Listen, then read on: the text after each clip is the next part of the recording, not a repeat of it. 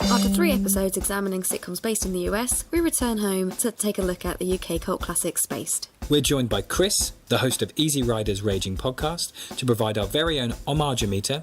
I think you mean homage-o-meter. On all things Spaced, from its cultural and personal impact to whether any of us are hankering for that elusive season 3. Skip to the end.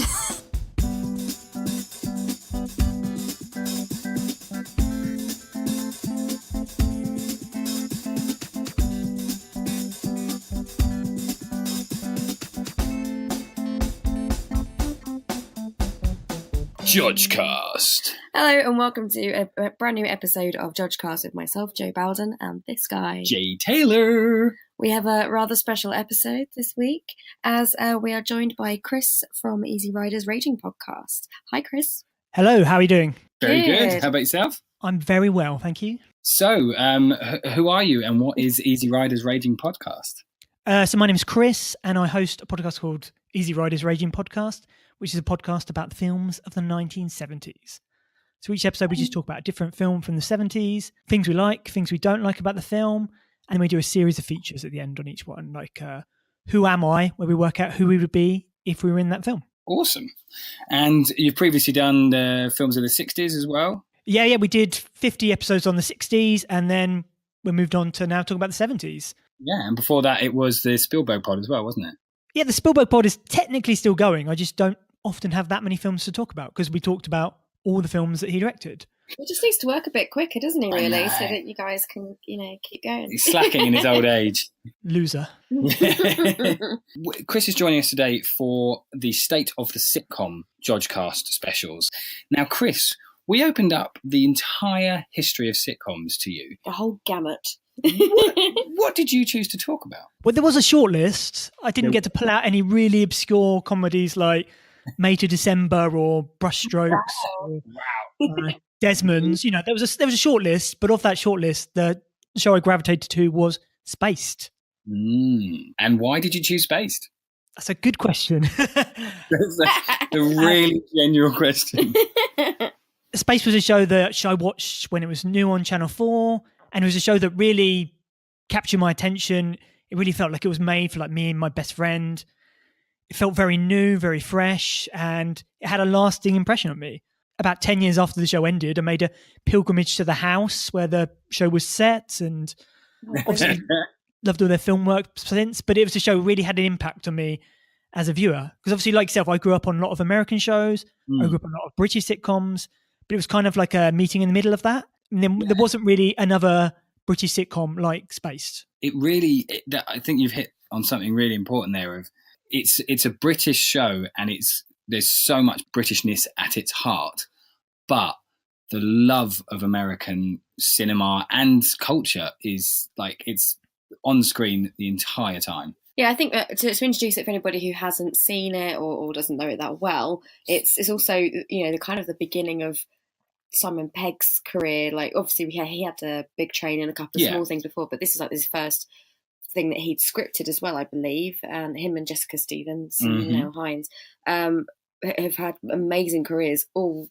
off the back of Spaced. It's something massive started from there. But yeah, what I found when because I was watching it as well when it was originally on, and I found it was amazing just to kind of see life that I recognised on telly. Life that felt like it was a little bit more like mine. I mean, I wasn't as old as the characters, so obviously I wasn't living on my own and stuff, but I knew people like that, and that was really cool to be able to relate that closely to a character. Yeah, I think it was the first for our generation that could see themselves up on the screen in that kind of everyday life, sitting down playing computer games, very obviously smoking weed, although they said that the references weren't that obvious, and it's so obvious. It's so blatant. Yeah. Well, especially in the Camden episode, they explicitly say, I'm sure, I don't know what wording they use looking back, but I think it's pretty clear. But I think the really weird thing for me is that related to it back then, as you say, when it was first on, but then during our 20s, when we did move away and maybe start doing some of the things that they did, going to fashion shows and theatre and all these weird things, it was relatable then. And then it's kind of still in a weird way relatable now in terms of the characters and their, you know, choices. And it's a very timeless show, I think, for us, but that would be interested to see whether other people found that didn't kind of grow up with it, because there's a part of me that feels like nostalgia is such a huge part I think of this. because it's so recognisable, we probably do think it's timeless, but it probably shows up more as well as and I think it's really weird, like the fact that he's into comic, and like there's so many parallels between the kind of the characters to were we shaped by that. Like do you feel that you were shaped by certain aspects of what they show on screen and the characters' journeys, Chris? Well, part of it I found interesting is because it's almost 20 years old now, but in the intervening years, I've spent the last sort of 12 or so years living in North London, you know, further out than they live, but, you know, extensively in North London. And lots of the experiences they have in the show are experiences I've had. Mm-hmm. I've been paintballing, I've been clubbing, I've got a pet. Yeah. I've been to job centres, I've signed on. Yeah. It's crazy. Did you lie on your application to your house though? You know. No. I've always been quite honest. Even like job applications, I've always been honest on the things, and that's probably why I never really got many of the jobs I applied for. It's so. I mean, let's start from the beginning. So the first episode, we've rewatched it for this, and it's really bold, kind of straight off the bat. Brand new writers, you know, kind of this writing team that hadn't worked together with this director that had done a few things. And it's so assured in that first episode that within the first 5 minutes, you know both the characters, their whole backstory, all their history, their friend. And I mean, there's only really 3 people in the first episode. Well, yeah, there's so much time spent on the setup in the first episode. I don't think Mike speaks in the episode. No, we missed a reference, but we don't actually see them. I think he just says, yes, maybe like that. Exactly. And Twist, I don't think she speaks either. No, it's very much an episode setting up the premise. Yeah. And do you think, like, I don't know if a series would be able to get away with that. It's such a kind of different setup episode. It doesn't feature this big cast of characters. It doesn't go, you know, it doesn't really do much. It's a very simple, here we go, 2 people meeting and they move into a flat. But you learn so much about those characters just through the fact that they have to learn about each other in order to carry off this lie about to be able to move in. I think that's a really nice way to introduce and give the audience so much background without having to, you know, it be too prescriptive. It doesn't feel like you're being lectured about these characters. You feel like you're just learning about them with them, and it all feels quite natural. Agreed, yes. One note though, I did start back in '99. I did start with the second episode. I just sort of stumbled across it, and it was one of those feelings like, where has this show come from? I'd never heard of it. Be quite off. I don't remember being advertised anywhere. It was just one of those shows I just sort of stumbled across. But I quite liked that there was no setup for me. That in the second episode, it started. Yeah. Was completely able to follow it from the second one, even though the first episode is introducing the 2 of them and the reason why they're sharing the place. Yeah. I think you could pretty much, definitely the first season, you could pretty much come in at any episode, but because it's so relatable, because they are having a shit house party and they're going out clubbing, and, you know, because they're such relatable things, that I think you could genuinely come in at most episodes and enjoy it as a well-scripted comedy without the wider picture, because the wider picture doesn't take in that much. No, it's not like a high concept or anything. No. It's just 2 people moving into a flat. You know, it's quite simple, really. Yeah, when you compare it to some of the other things where you've got, like, say for instance, something like Friends, where you know you need to know that, you know, there's a brother and a sister, and this other friend that they know from way back, and how they all know each other kind of all plays into it. Yeah. Whereas this is just 2 characters. They have quite a bit of chemistry together, but it's quite clear that they're not a couple because they're constantly referencing the fact that they're lying about being a couple. Yeah. That's the only thing that you really need to grasp from it, and that comes across perfectly constantly. It's really accessible. Nice. So, I mean, in terms of, like, looking at it in a broader sense, like, for us, one of the things looking back on it is how much each of the Cornetto trilogy was set up in these episodes. When the first Cornetto film came out, I remember being astounded how young Nick Frost was. Yeah. Because I only knew him through Spaced, and I assumed he was about 50. So when he shaved off the mustache and he put on his "I've Got Wood" t-shirt, I was like, "What is it? His son?" Yeah. I don't know. He looked night and day different. Yeah, he looks It's like a 40, 50-year-old man in space. It's quite odd. But especially, he wasn't really, from what I recall, a professional actor at the time. No, I think he was Simon Pegg's mate. He sort of stumbled across an acting career, which is pretty amazing, really. But yeah, I was fully convinced that he was, I've met people like that who are obsessed with the army when I was growing up. It reminded me very much of somebody I went to school with. I completely bought into the character and the dynamic, and like I said, he wasn't a professional actor. So yeah, and considering he's quite an extreme character. Really extreme. But as you say, he's still kind of realistic and relatable. Yeah. I think in terms of the writing, and I think you bring up a good point there, is they're so obviously based around themselves. There's so many aspects of Simon Pegg in Tim. The comic book, the Star Wars geek, the fact, all of that. Simon Pegg is himself as well. We've seen that in every interview he's done about being in Star Wars. Jessica Stevens, the Daisy thing, you can see quite a few similarities to her in there. And I think there's definite bits of Nick Frost that tie into the other characters. And yeah, I think it's the writing comes from a place of real life. Yeah. Although I have heard the same thing said about this, that's been said about the before films, that it isn't necessarily that the man wrote all the male dialogue and the lady wrote all the female dialogue, that a lot of people presume that was the way, but I don't think it was as clear cut as that. No, I think I've always got the impression that they really worked together on the whole thing. I think it's got both of their voices in there.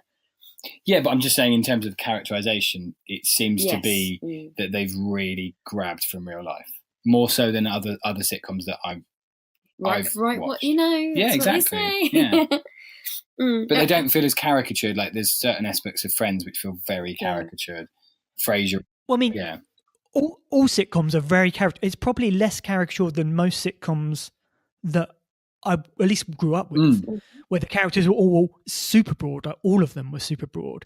This one then a little less, and as a result, possibly there isn't quite as much to. I don't know. They just don't feel as broad as some of the characters I grew up with in sitcoms, like Hello, or exactly. Yeah, really, especially you British sitcoms. They're always very much the broadest kind of stereotypes used. Yeah, or Dad's Army, and it doesn't feel like the gags are really like shoehorned in, even though you've got all the references and the homages and stuff like that. It all feels quite naturalistic. But it's a very different style though to the traditional British sitcom. I mean, the most notable thing about that is the visual style. Well, I was going to ask. Obviously, it's directed by Edgar Wright, who'd go on to be a very successful director. But single camera show in a time when that was really not a thing. No.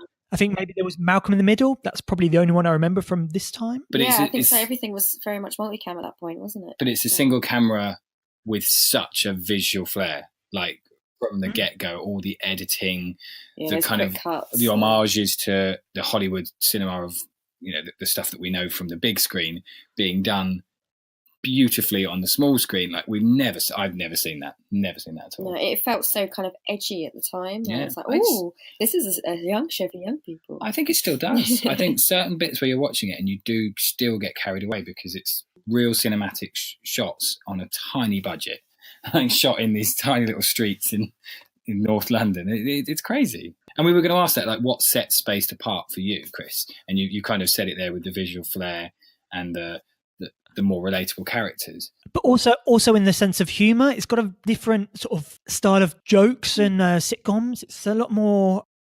There's a lot of sort of the jokes which probably stood out to me the most, especially rewatching it back, were sort of more monologue based than more sitcoms.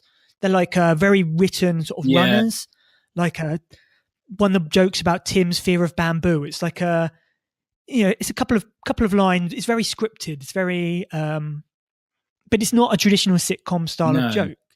Or Mike's history of being in the army, when he talks about I wasn't in the jungle, I was the jungle. They're very signature type of jokes, which you wouldn't have got. They're not like the jokes in sitcoms I grew up with. Exactly, to that point. They're not the 1-2 thing of porridge and stuff. Yeah, I think they were very much catering for a certain audience, which obviously was us. But, Yay! because it is a lot of those jokes are so referential, even if you haven't seen. I'm trying to think of like, I don't think I'd seen The Shining. Yeah. I definitely hadn't You seen The hadn't Shining seen when One I Flew Over first. the Cuckoo's Nest. Yeah, when I first saw this show, but I still got the references because they're like. They're so ingrained. They're just they're part of geek culture. They've been in The Simpsons. They've been in so much other stuff as well that you kind of know where things are. Yeah. And there was like this kind of like sort of secret nod between the show and the audience of like, you know what that's from. Yeah. Like I love on the box set, the DVD box set, they have a setting that instead of a director's commentary, you've got the homage-o-meter. Yeah. I can never say it. Homage-o-meter. Homage-o-meter. Yeah, that was how I was thinking. Yeah. And that sort of that self-awareness.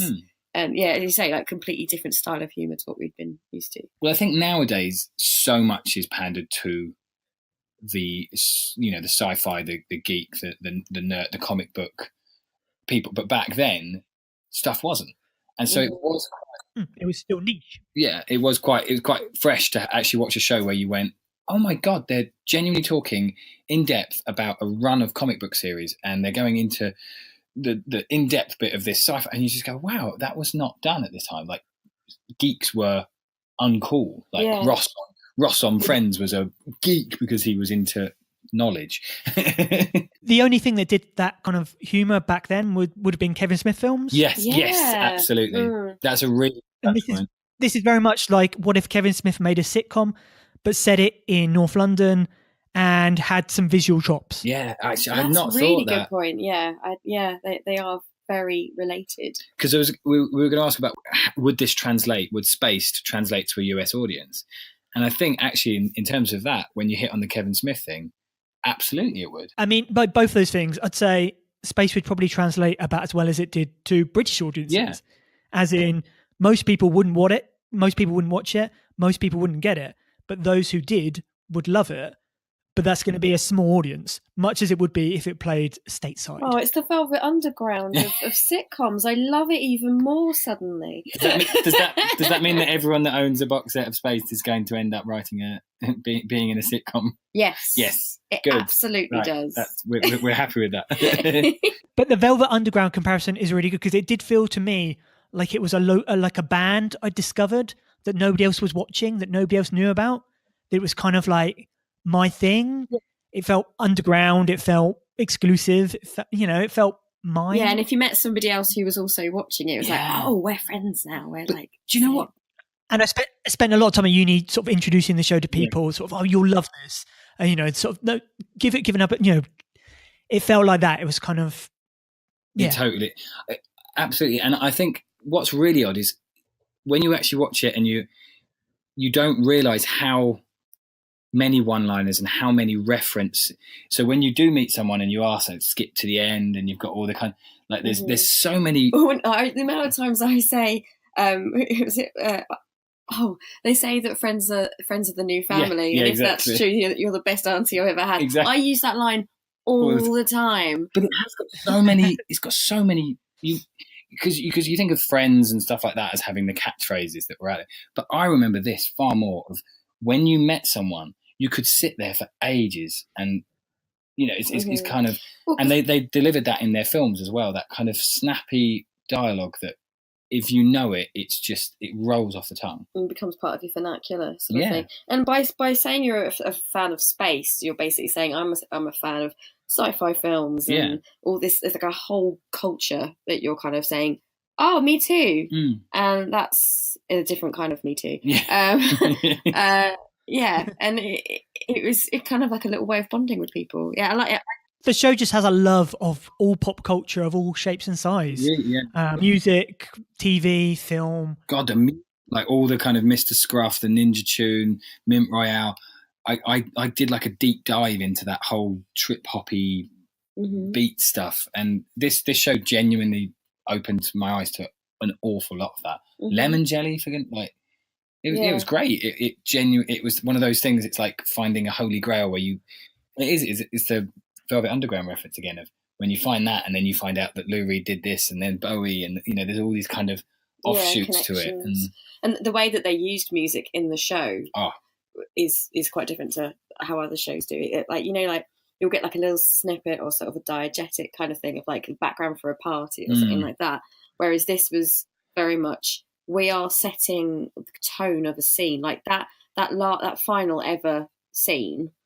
Where you've got lemon jelly, and I'm not going to obviously spoil it for anyone who hasn't watched the whole show, but it has this really beautiful way of bringing all of that together, because it's just such a gentle and repetitive track. It sort of gives you this really nice, warm, I was going to say comfortable warm feeling. Yeah, or just or the opening of season 2 where you've just got Spandex Man, and it just everything's kind of upbeat and bouncy, and it's they're doing the whole recap, and I think it's expertly done.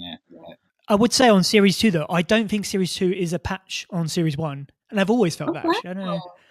I do have reasons for it, but I don't think it's nearly as good. I think series 2 is a bit more parody centric. Like they do the Cuckoo's Nest episode, they do a Fight Club episode, and it was all a bit on the nose. The Matrix take, it was all. It didn't have the subtlety of the sort of references in the first series. It's kind of like, oh, this is the Cuckoo's Nest episode.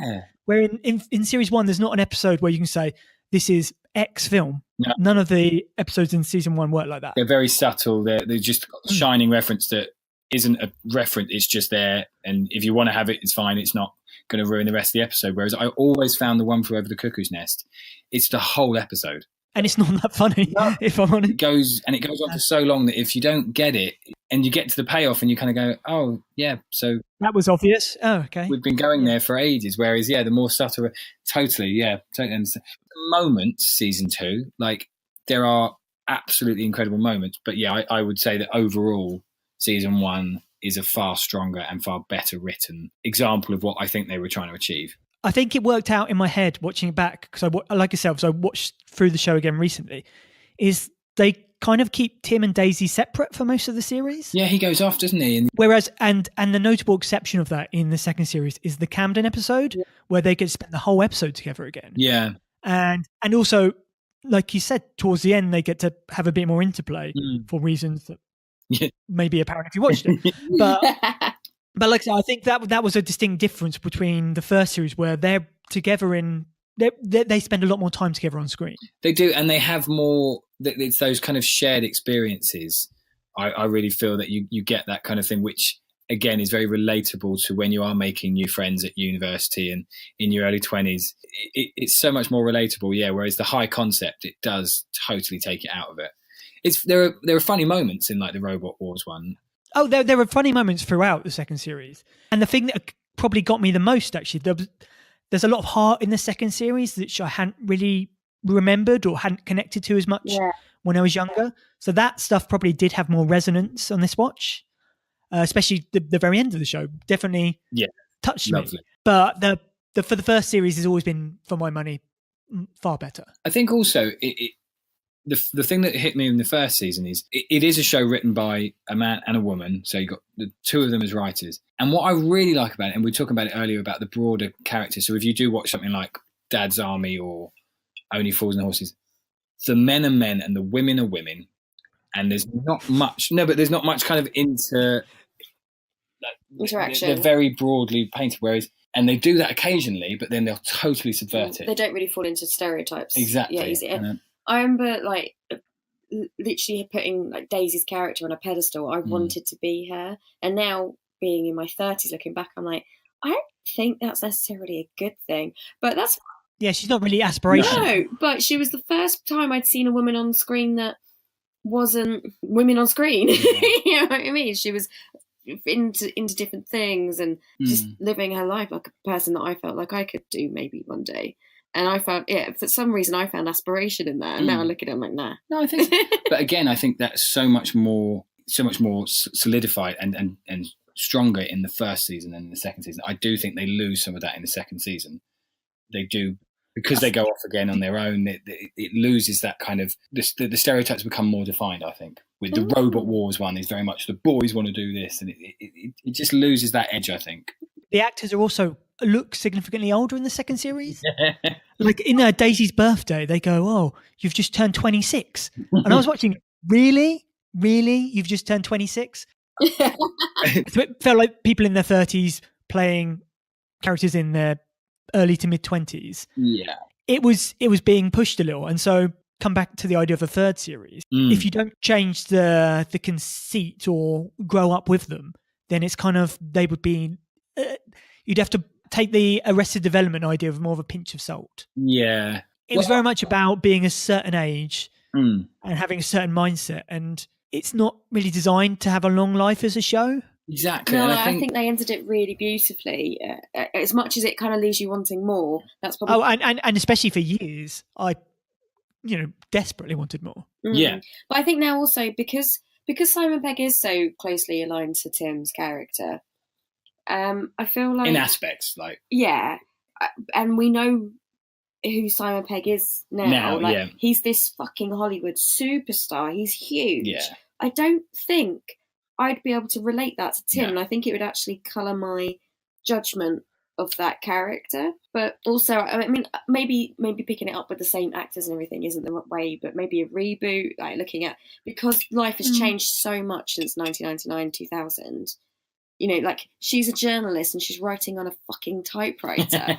Like, so much has changed. I wonder if maybe completely starting again, would that work? If it, obviously we talked about maybe for an American audience or something, should something just be left alone? I think there are certain aspects like the typewriter that totally date it, but mostly it sits quite beautifully in an age where it doesn't showcase too much of the modern world, so it doesn't date.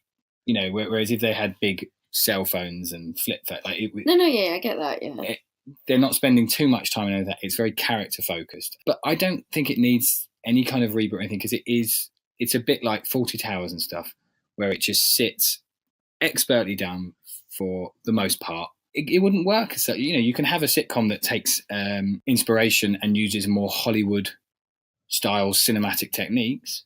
That's taking inspiration from it, but actually to reboot it, how would you reboot it without then doing the same reference? I think it doesn't need that. The beauty of Spaced is it felt fresh and original. Exactly. And so obviously to redo that would not feel fresh or original. That's a very good point. The closest comparison to the show I felt was Community. Yeah. Community felt like one of the few shows I could feel an influence from Spaced. Absolutely. It felt like it, but ultimately it was its own show completely. It wasn't like Spaced.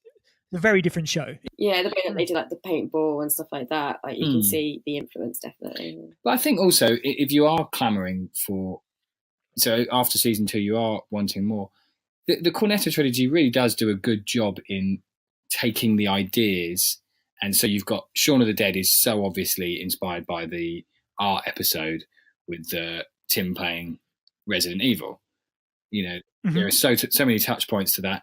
The Camden episode with the gun, the finger pointing gun, that's got so many aspirations to Hot Fuzz of taking this small town British idea and then taking it to the next fucking level with, Hot Fuzz and World's End with that whole growing up and sometimes looking back and being nostalgic isn't always actually as fun and as amazing as it sounds. And I think they touch on quite a few points like that, where Daisy talks about being younger and going doing this, and then actually realizing no, actually I'm much happier being who I am now. So I think that the Cornetto trilogy is a perfect run on from Spaced, and does exactly what you need off the back of it. I think season 3 or reboot really, as Chris said, it's not going to feel fresh, is it? But I've been hugely enjoying the Will and Grace comeback.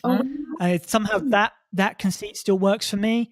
But I don't really need to see a Spaced remake or reboot, anything like that. No, I think certain things would work, but and I think a lot of it is down to, a lot of the things that it tried to do, whereas you can just pick up a multicam thing like Friends again, because as much as you'd lose out on the big ending that they had, Will and Grace have shown that you can pick it up and maybe be relevant with those characters. Whereas I think because of how much style and how rooted this is in the era, and how much they put of themselves onto the page, I think it would feel odd. And it would feel odd if you didn't have the same creative team, and I don't think any of them are going to go back to it. No, I think they've got enough going on. I think so, yeah. Shows which need to come back are The West Wing, Friday Night Lights, and This Is England. But Spaced, however much I loved it, does not need to come back. Yeah. I think that is a That's a beautiful fair assumption, fair roundup there. Yeah. So you said that you've been rewatching it, Chris. We've kind of touched on it, that you had the feeling at the end of it, and that you felt that kind of passion again. But in terms of watching it back in retrospect, so someone who's not seen this, how do you think it stands up? It's hard to say. I guess a lot of it probably would be age specific. Like a lot of it, because this show basically came at sort of the fag end of the Britpop era. And so I'm saying if people are like over a decade younger than I am, maybe it's too far removed from them. But it felt like a very relatable conceits, and ahead of its time in many ways, because like you said, comic book film sort of geek culture has become very much en vogue, which it wasn't at the time. So it kind of pointed its finger and said, we're gonna go there. Yeah, but again, that might make it lose something, because as we said, we almost took this to our hearts because it was one of the only things that was doing something. Whereas now, you've got, is it the biggest show on TV with Big Bang Theory, which is supposedly about geek culture. It's not. It's just about some man and female politics. That way. I've never actually watched an episode, so I couldn't fully comment without assumptions. Yes, but yeah, so I think it might lose. If you don't have that real warmth for it, that's what, for anyone that I know that likes this show, they don't like it, they love it. Would you want Space? Space, yeah. Theory, yeah. So I think Space, they don't like it, they love it, because you said it's warm. You can put it on and it feels like a bit of a cuddle. You're having a pack of Jaffa Cakes while you're watching people that you know so well, and you forget some of the episodes, kind of where things go. Like you go, oh my god, this is the one where they go off there, and it's. Yeah, like I was trying to remember the episodes, and I'd completely forgotten about the one where they have to rescue Colin. I was like, oh yeah, this one's great. Like I downloaded the remix of the Imperial March years and years ago off like LimeWire. Play the Gladiator, yeah. And, yeah, but it still plays on my iPod quite regularly, even though it goes stupid at the end. But it still plays regularly. Yeah. There's just this energy which I find in very few other shows have the kind of energy that this show has. I mean, the show to me felt like it's part of a sort of trifecta of a new wave of sitcoms in the era.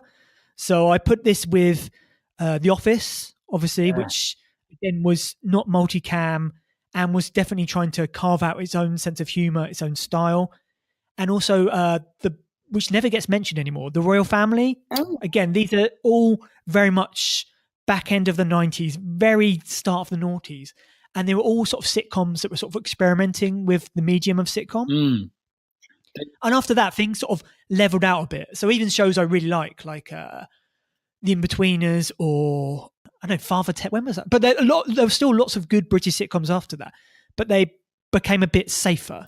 Yeah, definitely. Yeah, I think there's you had the kind of the follow up with the It Crowd and all of that stuff, which is a great show. Don't get me wrong, but it's not out of the box in that kind of ballsy way. Yeah, they stick to the traditional formula, whereas I think those three that you mentioned were, I use the word, but groundbreaking. Like all of them did something so totally different. Like Royal Family is still, you kind of think about it and go, God, they just did that. Like. But like you said, heart. They all had heart. Real, it's like a scripted goggle box. It is, but nothing's really, and that's what I think is odd. The Office has had more of an impact because you have a dynasty of shows now that have done the mockumentary style. Yeah. Whereas definitely Spaced and Royal Family, nothing. It wasn't like studios suddenly went, and I suppose Spaced was never really a hit, was it? It was an underground. It was niche, yeah. Cult. It was a cult, definitely. But it was critically respected because of and that's how things like Shaun of the Dead got made. Without Spaced, you wouldn't have those films because it gave them the credence, the kudos. Yeah. Because the show was well respected. It just wasn't watched by millions. It's quite enough. It's the Velvet Underground reference that goes back, isn't it? If you found that album and you don't just like it, you love it. Like it's so much part of your kind of everyday. As we say, it's our everyday vernacular. I still say you've got red on you if there's any kind of stain or anything like it. They're very adept at writing really relatable but quippy dialogue. Yeah, And I quite often tell you don't cheapen this. yeah, I don't. I can't think of many other shows that have that. Like, I think 40 Towers is expertly written, but it doesn't. And maybe it does for our parents' generation. Maybe, I suppose they do quote "Don't mention the war" and stuff. But this seemed to have kind of real everyday usage in a weird way, because they're talking about complete bollocks most of the time. I think what's quite nice about this show as well, in terms of looking at it for like its relevance now, is that watching it with 2018 glasses, that I haven't noted at any points of like real cringiness of like values and things. Whereas a lot of shows I look back at, I'm not going to name names. Friends. I'm not. Yeah, with Spaced, I find it kind of still comfortable to watch it. It feels like it's timeless in that way. Yeah, definitely. And I think well, the further back you go, the more that factor's going to creep in. Yeah, and Friends did start about 6 years before this. Yeah. So there's that to bear in mind. True. In the defence of Friends' datedness. Chris is because I love Friends. I grew up loving Friends. And if I hadn't already done a podcast on it on the Spielberg pod, I probably would have picked that as my sitcom to talk about, because I have a huge passion for that show growing up. Amazing, yeah. Oh no, it is. It's just interesting watching it now. There's certain stuff crops up in my mind that would never have done in the 90s. So it's it's interesting to watch it. But interesting, a lot of the things people bring up now were brought up in the 90s. Like back in the 90s, people said, why don't they have any black friends? Yeah. They're in New York City. Yeah. So it's not necessarily just a 2018 point. That was something being raised 20 years ago. Yeah, no, that's a good point. You can't really say that Spaced isn't particularly diverse in its no, it is not. In its cast of characters in any way, shape or form. But it's... there's an implied sort of sexual fluidity to Brian, but it's barely, it's hinted at in the art episode, and that's about it, really. Yeah, well, how he's introduced is, I love that line, "Do you live in the basement?" He goes, "Do you mean I'm gay?" Like, I just thought it's a lovely kind of, and then Tim just goes, "Are you gay?" Like, I just thought that it's a really kind of nice, totally different way to when, in the early seasons of Friends, they do, if they mention it, one of the boys goes, "Whoa!" Like, yeah, exactly. They were 20-somethings in London in the 90s. Yeah. They asked a question. They just rinsed it. They didn't care. Yeah, they didn't care. They wasn't going to be offended either way. Exactly. A mindset of a generation. It's just kind of a thing. Yeah, interesting. Okay, so like, what do you think other shows could learn from Spaced? Like, if we know that we've established it shouldn't come back as such, but I think there's an influence there that's, as you say, with Community. But like, what are the good things about it that like feel like could be? It's all to me about trying something different. Like I like the episodes where the clubbing one where they go clubbing, that's great. Oh, I like the one where they go paintball, or the one where they spend the evening in Camden. There's something different. They're very memorable, and I felt like they were stories I wasn't seeing in other things. So for me, the thing is just about creating TV that's fresh and original, and trying to speak to audiences that aren't being spoke to. Because I don't remember seeing a lot of shows that I connected to in the same way, about being young. Sitcoms especially for me felt like they were about being middle-aged. They're about people in offices. They're about families. They weren't about being young. Yeah, absolutely. And I think I've found certain sitcoms as I've got older that I never watched when I was young because I didn't relate to them. So like Frasier, I just didn't watch it. And Frasier was always brilliant. It was always brilliant. I just didn't. No one could do fast like Frasier. Yeah, and I watch it now and just go, why? I would have loved this when I was younger. I just, for some reason, must have seen a you didn't think a 40-year-old psychologist was necessarily where you were at. It was a relatable thing, and I think this did it. And I think also something that I feel that shows could learn, and I think you touched upon it earlier with Community. Community and Spaced do pacing of 20+ minutes perfectly. Like the way the dialogue is written, and we talked about the Cornetto trilogy. Those films have that as well. Just the quippy, like the setups, the touch points, the references, the callbacks. Pacing is never really dropped. So much, and though you sit through some of these spaced episodes, and it is just high octane is the wrong word because it's not. It's just the delivery and you're almost getting this. It's going so fast, and the words are coming out, and obviously Edgar Wright is fantastic at shooting pacing because he has all these editing techniques. He has these fantastic musical cues, and I think often it's another thing that it felt fresh at the time, and I still think it can feel fresh because Community proved that, where you're not sitting in the midst of a scene that's just not really going anywhere. You're constantly driving, and not just driving for a joke, which a lot of series do. Every scene is about getting another few jokes in. It's driving a plot, and it's driving a pace, and it's driving a character arc in every single scene, and a wider character arc in the episode. I think the only other thing I can think of that does it as well is South Park, where you've got small character arcs in every scene, but then you've got wider character arcs, and then you've got this much wider kind of overall topic of the episode, and just everything is driving that for 20 minutes. I think shows today could still learn from that. No, definitely, without a shadow of a doubt. So is there a particular joke or a particular piece of writing in Spaced that really stands out to you, that not your favourite, but just something that you would pick to go in a top 10 list of sitcom writing? Well, the Camden episode is the standout episode of both series for me. And probably my favourite moment in that is where the two of them describe their perfect night out in London. And just the way they do it. Again, it's partly in the writing, but partly in the way they present it. So they show Daisy's sort of poncy night out in Soho through photographs, and then Tim's night in Camden is described through drawings. Yeah. So that to me is probably the most quintessentially Edgar Wright moment. I guess it's the equivalent of the Get to the Winchester. Yes. Yes. Absolutely. And so that to me stands out as possibly the most perfect moment in the show on my favourite episode, I guess. Or failing that, the Daisy's monologue about toasted sandwich makers. That's pretty me. With Bill Bailey. Yeah, forget Bill Bailey was in it. Yeah, that's the thing watching it, is like there's so many people of like who've got Mark Gatiss is in like the second episode? No. He's in a couple of them. He's in the Matrix one, and the League of Gentlemen guys are in the Robot Wars one. Yeah. Ricky Gervais is the guy who sells them the flat. He's the one that puts the advert. Like, there's so many people dotted throughout it. It's crazy. Walliams plays. It's not finished. Is it Volvo? That's probably the line I probably quote the most often from the whole show. Oh my god! That line in particular probably it's not finished. Finished. That line probably has stuck with me. Every single Marvel film, when people get up to leave after the first, Joe and I just sat there going, "It's not finished."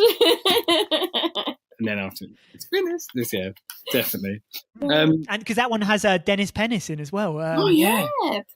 Phil. I forget the actor's name, but that guy. Okay, that's it. Yeah. But yeah, who's who? I think late 90s, early 2000s. I think one of the bits of writing that really stands out to me is the paintball episode with Tim and Mike's dialogue in that. It's just it's that kind of Edgar Wright, the gunplay kind of patter of their dialogue. I just think is excellent. And whilst they're also shooting this awesome kind of war homage silliness, and we've all gone and played paintball. We definitely have. You said you have.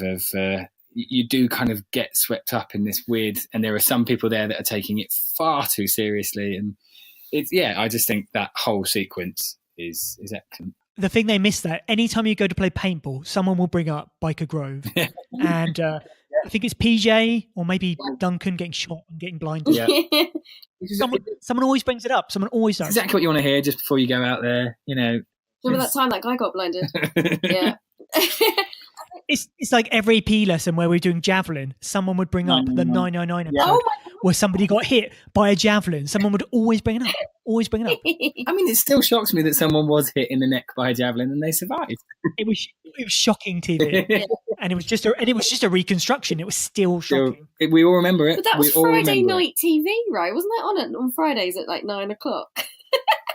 Maybe it's just my house. We must have videoed it and watched it on Friday night. And maybe this is going to show our age in terms of things that about Space. There was something about when this show was put on. So that kind of late slot on Channel 4.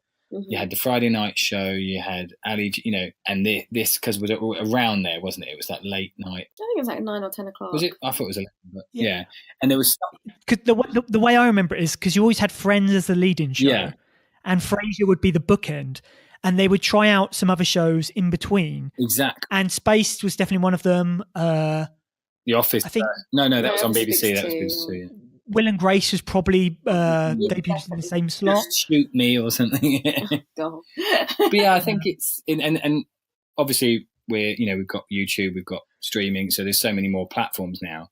But there was something really key about trialing out shows, as you say, in that time slot that I think companies could learn again from, of having that. We've lost BBC Three now on actual. It's still on But digital. it's still, I think it's very. It's still on active digital, but I think there's something to be said for that, and I hopefully channels. It was a tough slot though, because you're up against Friends and Frasier. They were powerhouses. Yeah. Mhm. And so you were being compared to them. But I guess, I'd probably just watched Friends and didn't turn like I remember discovering Friends because I used to watch Ellen.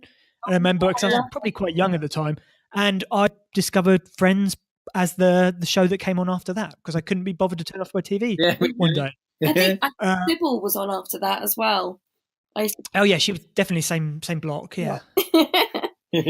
So just in wrapping up, Chris, if we're talking to someone now, why just in a short brief thing, why should people watch Spaced? It's a show unlike any other sitcom with some super memorable characters who we haven't really touched on, but the character of Marsha is an all-time classic character. Hello, bro. Tyres, another great character who hasn't come up, just small appearances, but he'll be with you for life. That's another reference that every single time anyone opens a bottle of champagne, someone does Marsha. Or when somebody describes a night out, you go, well, last night was an A1 tip-topping clubbing jumper. That kind of, there's so many quotes which have been with me for 20 years and they'll probably be with me for another 20. Yeah. Like I say, a show with a lot of unique moments and unique memories, and a show which, for people who were looking for something slightly more cult, a bit more out of the mainstream, is, for people of that mentality, it's going to be right up your street. Fantastic. Definitely.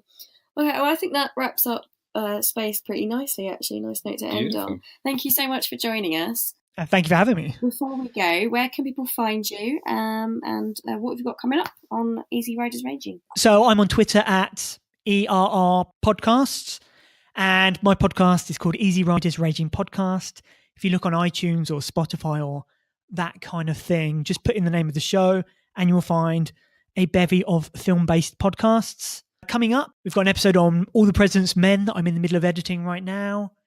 Lots of great films of all shapes and sizes. So it's Scorsese, Spielberg, Coppola, James Bond, Disney. It's all about the wide spectrum of films. We're not sort of pigeonholed by genre, just by decade. And we just have a good fun chat, and then we do some features at the end. It's always a lot of fun. And hopefully I'll have the pair of you back on at some stage. You were great guests for our recent episode on Greece. We loved doing that. We had so much fun doing that, yeah. It turned out very well. And I'd happily have you back on again. Oh, thanks. It's an excellent podcast. We love listening to it. And I think that you hit the nail on the head, the breadth of films that you talk about. I got into you because of being a Spielberg fan.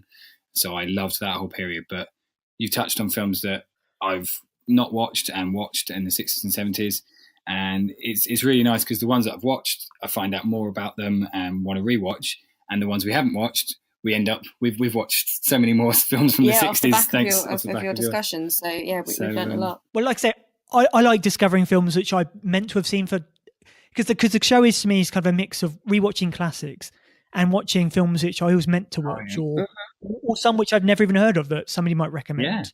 Yeah, I've seen All the President's Men, so that's one.